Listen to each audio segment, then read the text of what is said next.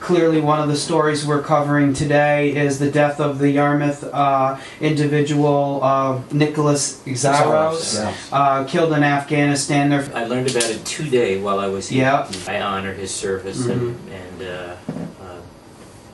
my heart goes out to his family. I've been to, I think, every funeral of a service man and woman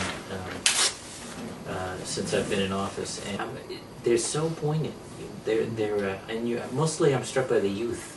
Where sometimes there's a spouse with a child, the soldier or sailor or marine hasn't even helped. It's incredible, and yet no bitterness, never any bitterness, just a profound sense of loss. So I'm very, very sorry for this young man's loss and for our loss. Okay. So what do you think are the biggest issues facing the Cape? And the issue around property insurance is key. There's some ideas that have been floated. Some have come very much up from the grassroots, and how we begin to get the market that has abandoned the Cape, the private market that has abandoned the Cape, to come back. Issues of pressure on the property tax, upward pressure on the property tax, because communities don't have other levers to pull in order to raise the revenue they need for local services. Is the sales tax increase a foregone conclusion? Well, you know, it wasn't my first choice, as you know. Right. What I preferred, in addition to the cuts, and I think, let's be clear, with a $9 billion budget gap between the previous fiscal year and this one, there's no way around cuts, and many of those have been very, very painful. Education, charter schools, Sturgis. Yeah.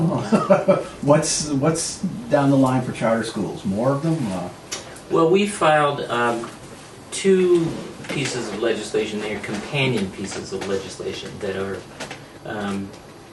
really directed at how we close the achievement gap. You know, we've been on this on ed reform as a journey for the last 15 years, as you know, and we've got some great outcomes to show for it. First in the nation on the NAEP scores, 3rd and 6th in the world, depending on what grade. In math and science on the TIM scores is marvelous, but I sometimes worry that it lulls us into a state about the achievement gap that makes us take a little of our foot off the gas. And I had said that we should not move on the charter cap until we solve the funding formula, but I don't think we can wait. Just because I keep visiting schools where the kids are waiting. And they get one chance at 2nd grade, and one chance at 6th grade.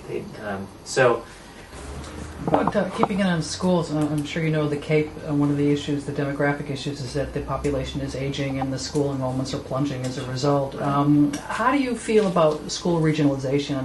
Yeah, I think the issue or the challenge around regionalization includes education, but it's broader than education.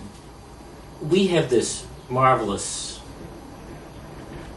and charming tradition in the Commonwealth of cities and towns each having their own unique character and leadership, and there's a lot to love about that.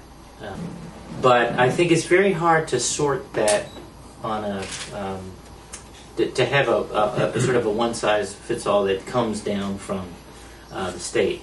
But we have to encourage this conversation on a whole host of levels, just in the interest of saving money.